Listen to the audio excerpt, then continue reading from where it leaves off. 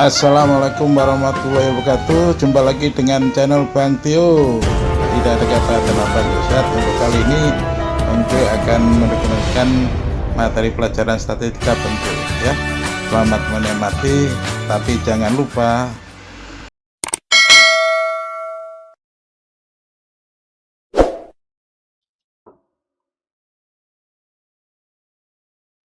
Assalamualaikum warahmatullahi wabarakatuh. Bismillahirrahmanirrahim. Alhamdulillahirrahmanirrahim. La haula wala quwwata illa billah.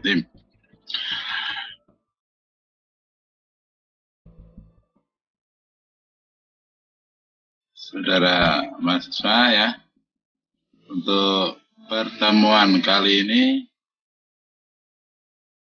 kita akan lanjutkan materi kita yang sudah kita laksanakan, yang kemarin dimulai dari cara pengumpulan data ya.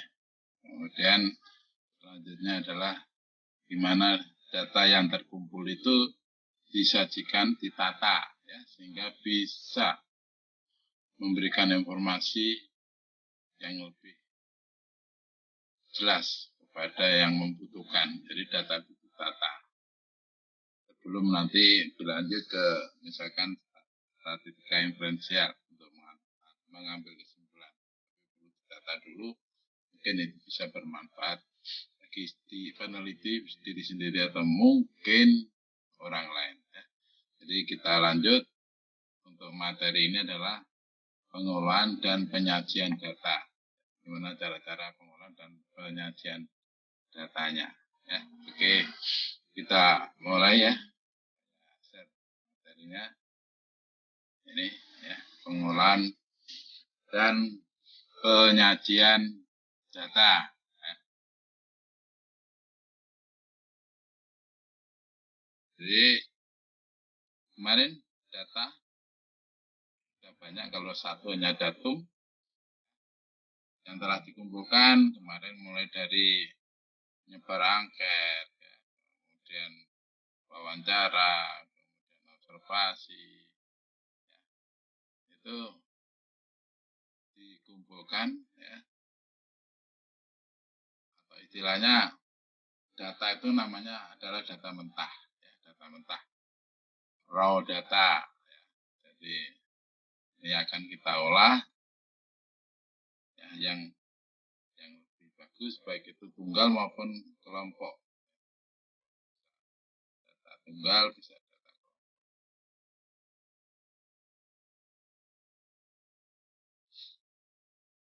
Silakan nanti sambil dicoba dilihat lagi, dalam lagi dengan materi ini ya. Jadi sebenarnya selain untuk mendapatkan informasi yang lebih bagus, maka tujuan dari pengolahan data ini seperti yang ada di materi ini ya, hanya untuk mendapatkan data statistik yang digunakan untuk melihat ya, atau menjawab persoalan secara agregat kelompok, bukan satu persatu. Artinya dari kelompok data itu bisa diambil sampelnya, kemudian dari sampel itu bisa memberi penjelasan pada kelompok yang lebih besar atau istilahnya populasi. Ya. Contohnya ini nanti silahkan dipelajari sendiri. Sekarang metode pengolahan data, ya, metode ya, itu ada dua, secara manual dan secara elektronik. Ini kalau manual itu sangat terbatas, jadi kita tidak memerlukan alat, tapi mungkin hanya kalkulator atau HP aja. Tapi kalau itu untuk data yang sedikit, karena memang kita keterbatasan pada memori kita. Ya, manusia itu memorinya sangat terbatas, ya, daya simpannya ya, dalam pemikiran dan mengolah itu juga sangat terbatas. Beda yang pengolahan data dengan cara elektronik. Elektronik ini sudah, kalau bicara pengetahuan itu bicara pengembangan ilmu pengetahuan itu ya, sejarah tentang komputer itu sangat lama banget. Kita tinggal pakai aja. Ya, cara elektronik, ilmu komputer, kemudian ada ilmu elektronik, ya, itu bergabung jadi satu. Kalau dulu itu komputer itu adalah manual ya, komputernya manual yang besar, kemudian besar rumah, besar ruangan ya kita. Tapi dengan berkembangnya pengetahuan elektronik, maka muncul tabung, kemudian IC dan sebagainya, semuanya menjadi lebih kecil. Ya, muncullah sekarang namanya komputer. Ya, komputer itu ada yang seperti laptop, ada yang komputer personal yang ada di kantor yang besar-besar. Dan juga sekarang ini dengan berkembangnya internet, wah itu komputer itu menjadi sangat bermanfaat banget. Sedikit-sedikit kita bisa tanya sama Google ya, yang punya memori yang tanpa batas. Ya, sangat besar banget memorinya Mbak Google. Oke, kita lanjut. Nah, ini sekilas saja saya cepat, nanti silakan dibaca ya, dibaca sendiri bahwa pengolahan cara manual itu ya mungkin data-data kecil aja. Mungkin kalau dulu mungkin pemilu yang dulu pemilu bagi presiden maupun DPR itu kan ya, biar bisa menghitung lebih cepat itu istilahnya ditorus ya, dibuat tabel torus itu ya, ada istilah di biddingi, ada istilah bidding, dapat bidding ya, artinya ini nih ya, ini ya dalam satu seperti bidding berdiri ini ya, ada 1, 2, 3, 4, kemudian di garis miring ya, ini artinya nilainya 5, dibongkoi bahasa Jawa jadi 5. Jadi kita lebih cepat, 1 bongkok 5. Kalau ada 3 bongkok berarti 15, ada 1 bidding berarti 16, seperti ini hitungnya manual. Ini yang dilakukan biasanya ya di pemilu. Ya, ini 5 bongkok, 4 bongkok berarti 20. 2 bongkok, 4 bidding, 14. Ya, atau ini contoh artinya data yang sedikit hanya berapa ini 1, 2, 3, 4, 5, 6, 7, 8, 9, 10. Ini secara kasat mata kita bisa melihat ya bahwa ada data 10. Kemudian data terkecil adalah berapa itu kita lihat 30 ya. Kemudian data terbesar adalah 110. Itu bisa dilihat, bisa kita dengan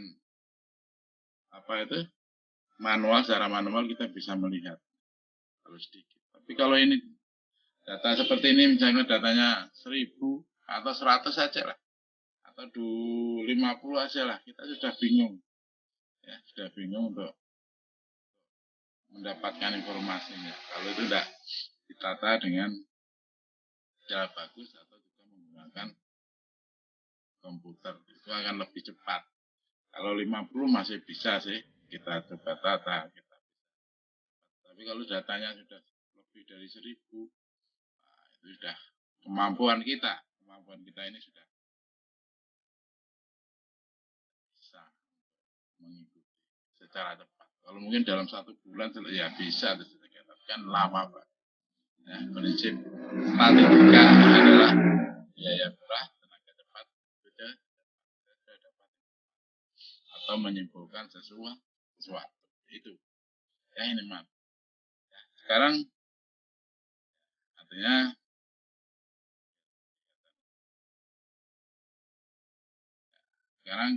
ini yang elektronik itu ini tentunya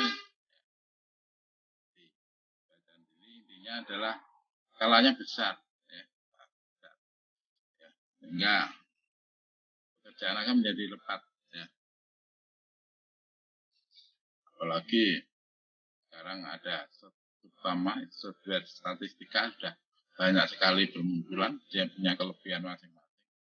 Ya, data, jenis-jenis data yang ada itu bisa cepat diolah. Sehingga kita akan bisa cepat dapat informasi. Itu mungkin dulu sudah saya sebutkan ya, ada SPSS, ya, kemudian ada Minitab, kemudian ada Amos, ya, ada Risrael. Ya, ini semuanya berhubungan dengan pengolahan data. Artinya ilmu statistika itu tidak lepas dari data. Ini yang elektronik, ya, kelebihannya ini. Ya. Kemudian sekarang kita lanjutkan mengenai penyajian data itu sendiri. Ya, penyajian data. Jadi data statistik setelah terkumpul tadi, ya, tentunya kalau tidak ditata ya selalu sulit untuk bisa dapat informasi. Selalu kita tuh menangkap dari data itu mungkin kurang cepat apa yang diinginkan, apa yang ada. Sehingga perlu tata. Di sini ada beberapa macam, ya, dalam penyajian itu ada beberapa macam. Semuanya punya kelebihan masing-masing. Kita akan bahas satu persatu. Nah, yang pertama adalah ya, ini secara penyajiannya dengan tabel. Mungkin sering kita bisa melihat ya cara-cara penyajian data dengan tabel ini. Silahkan dibaca lebih lanjut. Ya, saya nggak akan menjelaskan secara mendetail. Ya. Itu ada tabel satu arah, ada tabel dua arah, ada di tabel tiga arah. Ya. Kemudian apa-apa aja yang perlu ditampilkan di dalam tabel itu. Ya. Dengan cara cepat saja. Ya. Kemudian bagian barang dari tabel, ya, ada judul tabel, ya, judul kolom, badan tabel, kaki tabel. Ya. Ini secara singkat ini nanti silakan. Ya. Ini dibaca sendiri ya. Nah, ini contoh ya. Ini contoh. Nah, ini ada tabel 1. Judulnya tingkat pendidikan kependudukan kelurahan kampung 6 tahun 2008. Ya, jadi bunganya adalah tingkat pendidikan dari suatu kelurahan. Ya, tingkat pendidikan penduduknya tahunnya 2008. Ya, di sini ada ya rangkaian ini. Ini adalah kalau kita tarik ini adalah judulnya. Ya. Kemudian ini ada garis-garis kolom dan baris ini. Ya, yang ini nomor tingkat pendidikan, jumlah orang, presentasi, ini adalah judul kolom.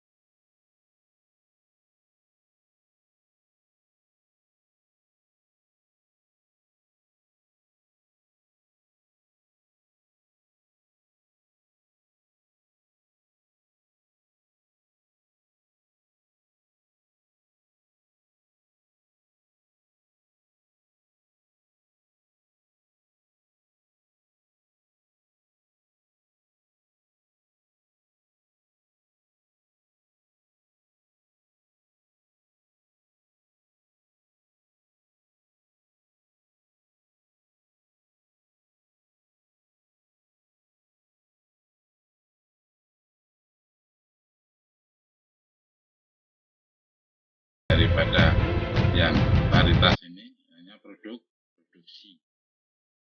Tapi kalau dua arah, ini varietas ini tadi, ada lagi keterangan dari daerahnya. Selain produksi, ada keterangan dari daerahnya. Jadi dua arah ya. Artinya dari varietas ini akan diterangkan mengenai asalnya, yaitu di daerah Maburungun, kemudian Karang Harapan ini, Karang Harapan ini produksinya ini juga total. Jadi ada dua keterangan, ada dua arah keterangan. Satunya asal, kemudian ini produksinya. Nah, kemudian kalau yang tiga, ya ada tambah lagi keterangan. Di sini adalah jenis tanahnya. Ya. Jadi jenis tanah ada lagi, berarti tiga. Ya. Yang pertama produksi, kemudian asal daerah, kemudian jenis tanah dari daerah tersebut. Di sini contohnya daerahnya kan Mamburungan, ya, KR Harapan. Ya. Jenis tanahnya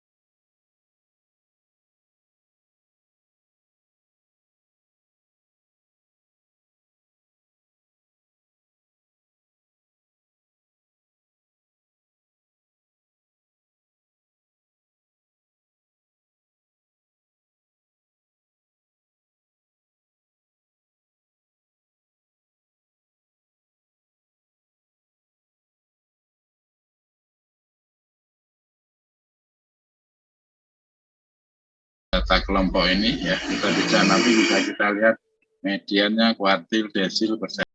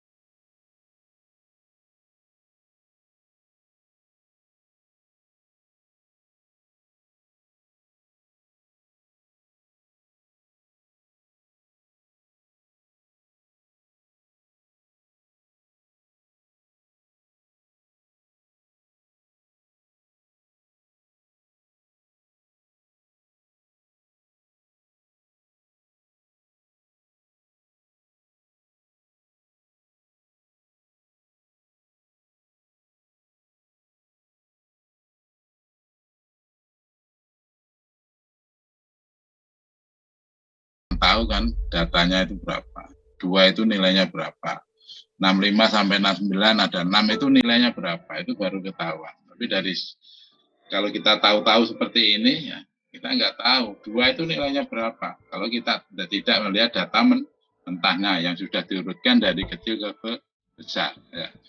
Oke, kita lanjut. Dari data ini maka ada namanya, bisa dibuat namanya TRISP, ya, tabel distribusi frekuensi, ya, kurang dari dari 60 sampai ini adalah batas bawah. 60, 65, 70, 75, 80, 85, 95, 90, 95 itu namanya batas bawah kelas. Batas bawah kelas. Patoknya adalah batas bawah kelas dalam membuat distribusi kurang dari. Sehingga nanti ada yang kurang dari, satunya adalah lebih dari. Tapi patokannya batas bawah. Sehingga kalau kita bisa hitung, maka misalkan contohnya yang kurang dari 60, yang jelas dari data ini nggak ada, ya, karena ke sini datanya. Baru ya nggak ada. Ya. Kalau yang kurang dari 65 ya 2. Kurang dari 70, 2 tambah 6. Kurang dari 75, 2 tambah 6 tambah 15.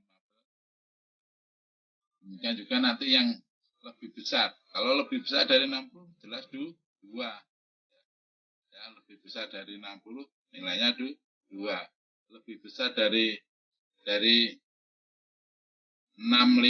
ya 2 tambah 6, berarti 8. Kalau cari ringkas, ada di apa itu? Tadi ya. Kalau lebih besar dari 60, ya semuanya ini. Lebih besar dari 65, ya 70 kurangi. Lebih besar dari 70 dikurangi 6. Sehingga kalau diringkas jadi yang kurang dari 2 ini nanti akan dalam pembuatan korpa OGIF itu akan dipakai, ya, dipakai. Patoknya adalah batas bawah, batas kelas bawah. Ini. Lebih besar 60 tadi 70. Ini dikurangkan yang frekuensi kelasnya itu. Itu adalah tabel frekuensi kurang dari, ya, distribusi frekuensi kurang dari. Selanjutnya ada distribusi kumulatif relatif. Ya. Tadi kan hanya frekuensi aja. Sekarang kumulatif relatif. Ya. Nah, bedanya ini dari distribusi frekuensi tadi dipersentasekan. Ya. Berarti kalau 0 dibagi jumlah total data dikalikan 100%. Ya, sehingga akan muncul kalau 0 jadi 0, yang tadi 2 dibagi, ya, jumlah datanya, ya, dikalikan 100%, maka akan, ya, dapatkan ini. Ya, ini distribusi kumulatif relatif dijadikan persentase. Selanjutnya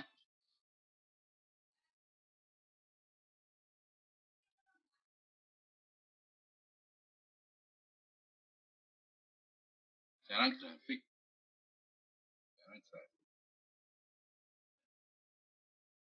Jadi ini tentang penyajian data, lukisan pasang turunnya suatu badan dengan garis atau gambar tentang turun naiknya hasil. Ada turun, ada yang naik. Data berbentuk data frekuensi dapat digambarkan dengan membuat grafik. Tadi grafiknya bisa histogram, poligon, OGIF. Tadi ya, kita bahas satu persatu. Ya, histogram. Ya, histogram nanti tadi, ya, ciri-cirinya beberapa yang dipakai, ya, ada di istilah di sini adalah batas bawah 60, 65, batas kelas bawah sampai 90. di batas bawah, 64, 69 batas atas. Nanti ada istilah batas tepi bawah. Ya, batas tepi bawah. Artinya batas tepi bawah ini separuhnya jarak, ya, jarak antara batas tepi atas dengan atau batas atas dengan batas bawah dari kelas. Kelas bawahnya itu diambil batas atas, kelas sesudahnya itu diambil batas bawahnya. Itu diselisihkan dibagi dua. Ya, baru nanti untuk batas bawahnya, ya batas bawah dikurang, tapi batas bawah itu batas bawah dikurangi tadi separuh dari, ya, dua tadi selisih dari batas atas sama batas bawah kelas sesudahnya. Bawah kelas sesudahnya. Sehingga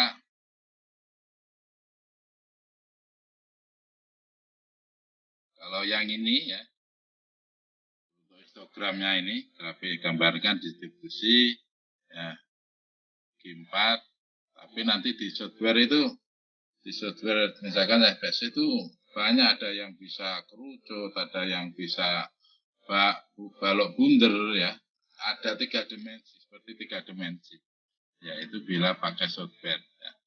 Jadi seperti langkah-langkahnya ada, kita membuat namanya salib sumbu X dan Y, ya. Garis sumbu absisnya, absis itu, ya, absis adalah, ya, X, kemudian ordinatnya Y, absis sebagai nilai dan sumbu ordinat sebagai frekuensinya. Jadi, nilai frekuensinya ada di sumbu Y, ya. Maka buat skala absis dan ordinatnya sesuai dengan datanya, ya. Nah, contohnya seperti ini, ya. Jadi kalau data seperti ini, ya, data seperti ini mengapa muncul nilai setengah? Karena ini contohnya tadi kan, batas atas, ini batas bawah sebelumnya, ini kalau diselisihkan kan 1. Tapi G2 adalah nilainya setengah. Ya. Jadi nantinya untuk 60 ini, maka batas bawah, tepi batas bawah itu adalah 59,5, ya, batas tepi bawahnya, yaitu 60 kurangi 0,5. Nah, batas tepi atasnya, ya, batas tepi atasnya ini, batas tepi atasnya nanti itu 64,5, atau istilahnya 65 tambah 64 bagi 2 setengah ditambahkan ke 64-nya. Itu adalah batas tepi atas. Sehingga kita ini lihat, ya, berarti 59 itu. 59 itu adalah 59 itu adalah batas tepi bawah. Ya. 64,5 ini batas tepi bawah kelas 2. Ya, 69,5 batas tepi bawah kelas 3. Ya. Yang terakhir adalah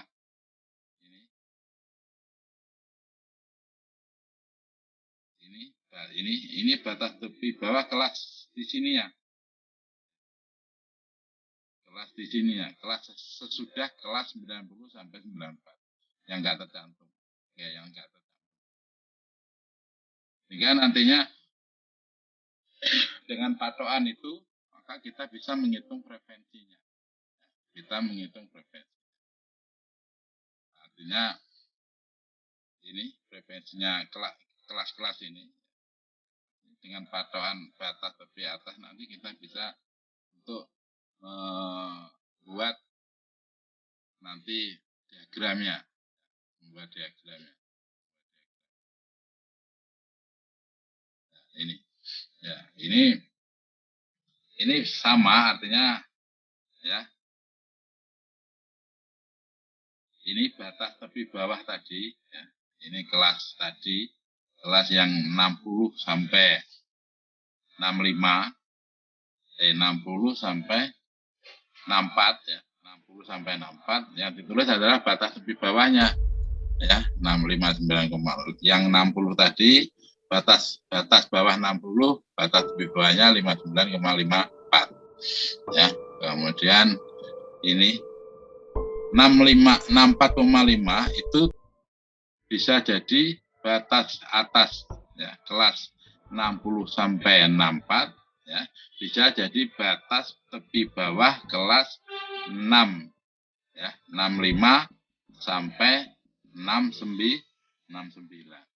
Jadi nilai yang ini, yang dua ini, yang ini bisa jadi ya nilai batas tepi bawah, bisa juga menjadi batas tepi bawah. Ya. Artinya ini yang biru ini berarti dia akan menjadi batas tepi bawah. Batas tepi bawah dari warna oranye ya 59,5 ini adalah batas tepi bawah kelas biru ya, dan seterusnya. Ingat, kita harus paham dulu batas bawah, batas atas, batas tepi bawah, batas tepi atas. Sehingga kita akan bisa menggambarkan histogramnya ini. Jadi kelas tadi ya kita pilih batas tepi bawahnya ya. Kemudian tentunya akan bisa kita melihat batas tepi atasnya, baru itu digambar. Ya. Artinya di sini 659 itu adalah batas tepi bawah kelas 60 sampai 64. Gambarnya ini. Ya. Sekarang yang poligon. Ya. Garis menghubungkan nilai tengah tiap. Sekarang istilahnya nilai tengah kelas.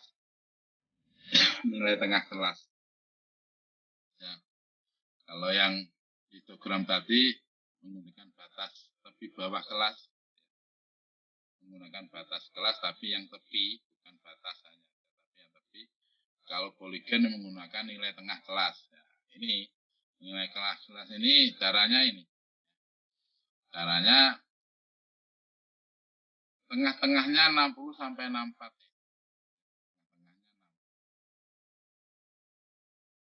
Sehingga kalau ini 60 sampai 64 ini berapa nilai tengah kelas? Itu cara ngitungnya ada banyak, ada beberapa cara ya. Artinya bahwa kalau istilahnya nilai tengah kelas ini ya, artinya 60 sampai 4 ini kan ada berapa? Ada datanya kan ada 60 ya, 61, 62, 63, 64. Berarti kan ada 5. Ya, separuhnya dari itu kan 2,5. Ya, artinya selisih. Kalau istilahnya kelas ini semuanya harus sama. Anggotanya ini harus sama. Ya, anggotanya ini ada 5 anggota. Tadi saya hitung 60, 61, 62, 63, 64. Ya, 60 itu hitung. Ya, kalau separuhnya berarti kan 2,5. Maka nilai tengah tinggal nambahkan yang batas bawah aja. Nah, atau dikurangkan yang batas atas, sama aja. Ya, 60 berarti kelas pertama ini ya 60 tambah 2,5 berarti 62,5. Nah, berarti 65, 67,5, 90, 92,5. Ini adalah nilai tengah kelas untuk menggambarkan poligon. Ya.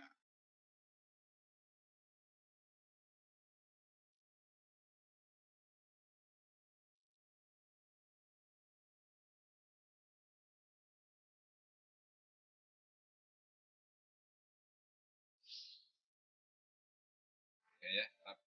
Oke. Ya, tapi ini, jadi di ini ya, di cara pembuatannya ini dia hanya diselisihkan.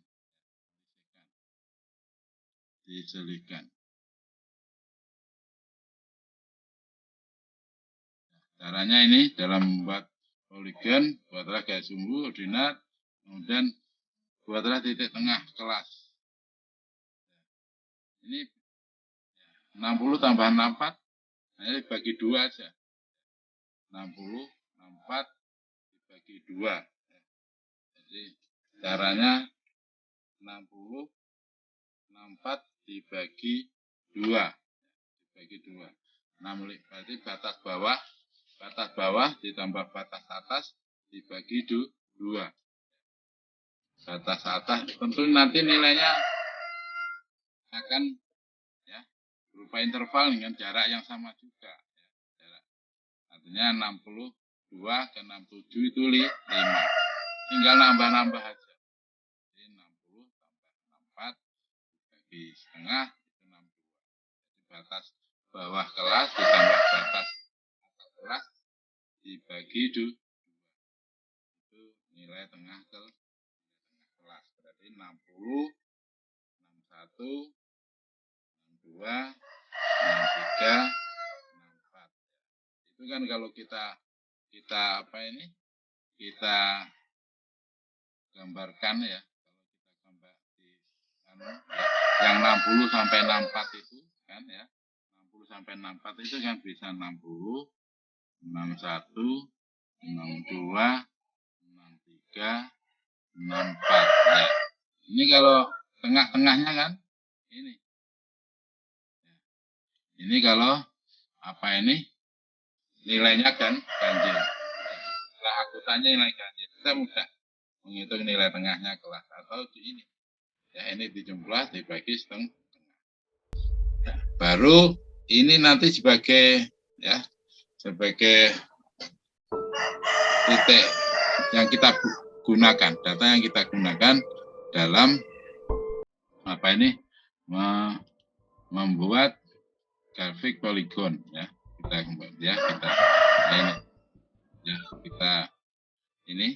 Ini tadi kan nilai tengahnya. Nah, ini untuk yang sebelumnya ya, kita sebenarnya bisa mengira-ngira kelas sebelumnya, karena ini kan tidak dimulai dari 0. Berarti ke kelas sebelumnya ya dimulai dari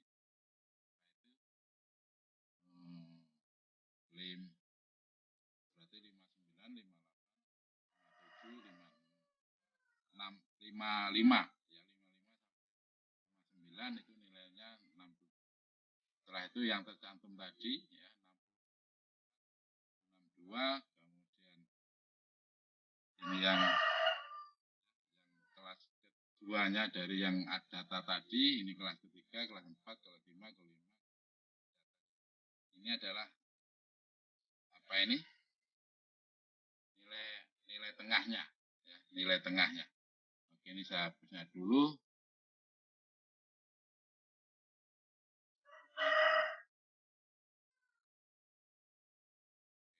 Jadi ini poligon seperti ini ya, hubungan antara nilai tengah kelas ya, dengan frekuensi ya. Jadi yang tadi kelas 60 64 itu nilai tengahnya 2, 62 kan tadi frekuensinya 2. Tentunya kalau yang kelas sebelumnya ini adalah nilainya 0 ya. Ini kelas berapa itu? Kelas 65 sampai 69. Ini adalah dalam bentuk poligon. Kemudian yang selanjutnya OGIF. Ini menggunakan yang tabel frekuensi tadi. OGIF. Ya, yang lebih dari dan yang kurang dari. Ya, jadi menggambarkan distribusi frekuensi kumulatif kurang dari dan distribusi frekuensi kumulatif lebih dari. Ya. Ini bisa dilihat di sini ya. Sama membuat garis sumbu XY ya, kemudian batas skala AC dan ordinat, batas kelas tadi yang tadi menggunakan distribusi kumulatif tadi. Ya. Kalau kita data tadi kayak biar mengingat aja, ini kan yang kurang dari ya berapa jumlahnya, artinya yang tadi menggunakan batas bawah kelas ya, yang lebih dari ya. Nah, baru ini nanti ini sebagai data Y-nya, ini sebagai data X-nya. Hingga ini tadi. Ya, jadi yang kurang dari tadi kan dimulai dari 0 kan ya. Yang dimulai dari 0 ini. Kemudian yang lebih dari dimulai dari 7. Jadi yang hitam ya, yang biru ya, ini biru tua ini. Biru. Ya, ini yang kurang dari, mulai dari nilainya kan tadi mulai dari 0 dan seterusnya. Sedangkan yang lebih dari itu dimulai dari 70. Kebalikan. Ya, ini adalah OGIF, ya, tabel OGIF. Jadi data yang kurang dari nilai 60 maka adalah 0. Ya, jadi tidak ada datanya. Dan berkembang meningkat. Sedangkan yang lebih dari yang besar mungkin menjadi berkurang sampai pada titik 0. Itu adalah yang OGIF. Sekarang ya, grafik, sekarang yang diagram dari batang, garis. Nanti kita hanya ya, batang, garis, lambang, lingkaran, pastel, petal, rentar, campuran. Ini semuanya punya kelebihan dan bisa memberi informasi pada kita. Ini contoh yang batang. Demikian, ini tentunya tidak manual ya.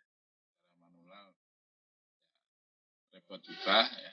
Ini dengan menggunakan software, kita tinggal masukkan data mentahnya tadi sudah bisa muncul gambar batang seperti ini. Batang seperti ini. Dan ada keterangannya juga ya. Mulai dari warna-warna itu sudah ada keterangan ya. Tentunya kalau manual itu enggak, kita manusia enggak bisa ya bisa cepat itu ya. Tapi kalau mungkin dalam waktu yang lama ya kita bisa. Kalau cepat ini tinggal total aja, maka penting datanya masuk, maka software itu bisa. Ini yang batang, ini yang titik, diagram titik. Bayangkan, ini kalau manual tidak bisa bayangkan, nggak mungkin bisa. Ini pakai software. Sedangkan software itu hasil kerja dari manusia juga ya. Manusia itu juga pemikirannya juga pandai, tapi daya simpan memorinya aja itu yang lebih terbatas dibandingkan dengan alat yang digunakan. Jadi alat yang diciptakan itu bisa menyimpan ya, memori yang besar, sedangkan yang menciptakan nggak bisa. Ini adalah tentunya ini adalah hasil-hasil informasi yang kita dapat, dan mungkin ini adalah rekomendasi ya, rekomendasi dari ini. Tentunya bagi kita yang melihat ini akan juga lebih cepat ya hubungan pada development index HDI, dan ini tentunya biasanya orang ekonomi yang lebih paham ya untuk ini, untuk gambaran tentang sajian data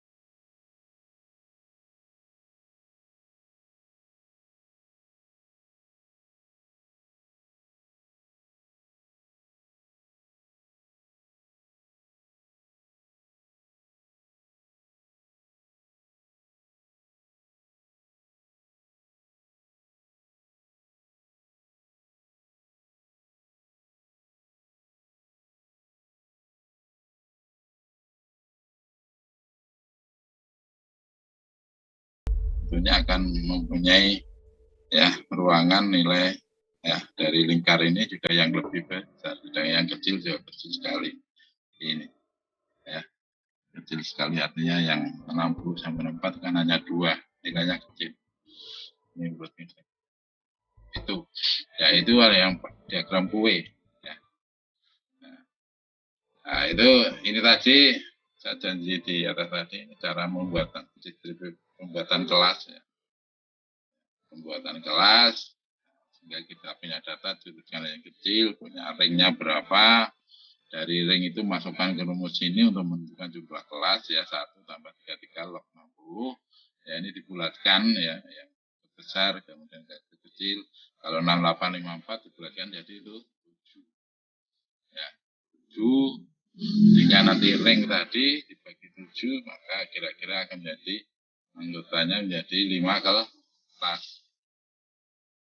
Kelas itu minimal 7. Ini anggota kelas ya, artinya 7 kelas tadi dengan anggota ini 37, 33, 37 dibagi 7 pada pembuatan sehingga kita jadi ini artinya kan ada 7 ya, anggota kelasnya 5, jadi kalau mulainya 60 berarti ya 60, 61, 62, 63, 64. Kemudian kelasnya yang kedua berarti setelah 64, 65, 66, 67, 68, 69 dan seterusnya. Dengan jadi 7. Itu cara pembuatan distribusi.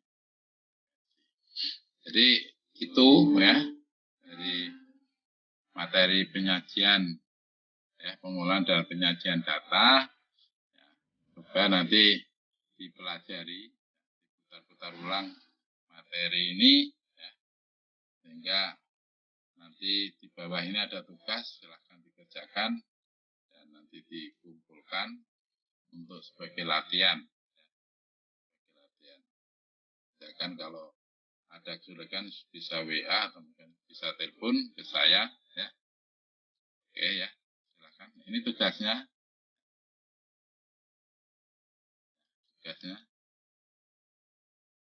Ini tugas.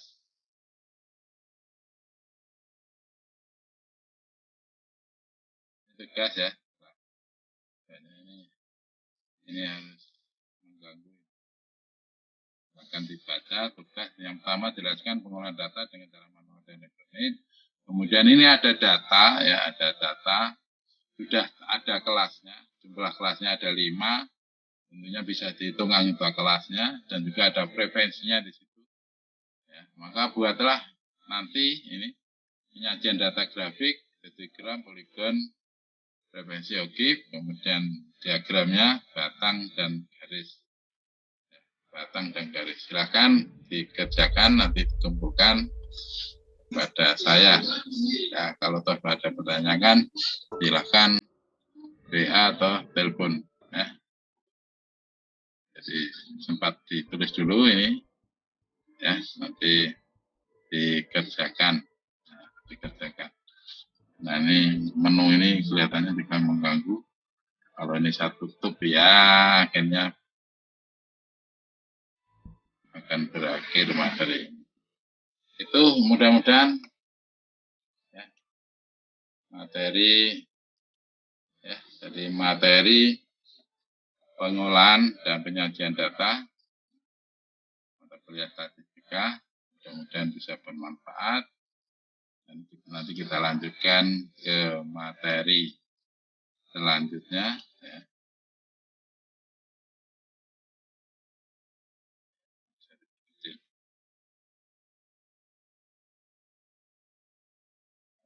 Oke, ini tugasnya ya. Tugas.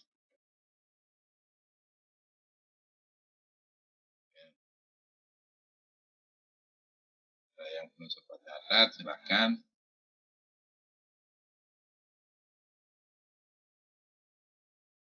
Ya, kalau sudah untuk materi pengolahan dan penyajian data saya kira cukup sekian. Saya akhiri dengan bacaan Alhamdulillahirrahmanirrahim. Wassalamualaikum warahmatullahi wabarakatuh.